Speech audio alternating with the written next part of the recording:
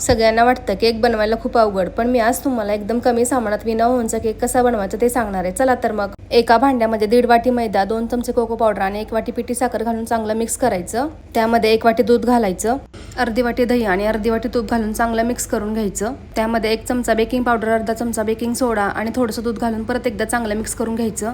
तर एका केक टीनमध्ये तूप लावून बटर पेपर घालून घ्यायचा आणि आपल्या केकचं बॅटर त्यामध्ये ओतून घ्यायचं.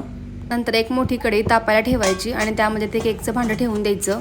केक बेक होतोय तोपर्यंत आपण डार्क चॉकलेट कट करून घ्यायचं आणि ते डबल बॉयलरमध्ये वितळण्यासाठी ठेवून द्यायचं.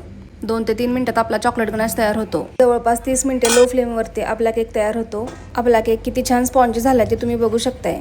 अगदी हळूवारपणे बटर पेपर काढून घ्यायचा आणि एका ताटामध्ये केक ठेवून द्यायचा. पण जे डार्क चॉकलेटचं गनाश बनवलेलं ते वरून ओतून घ्यायचं. चमच्याच्या साह्याने सगळीकडे पसरून घ्यायचं.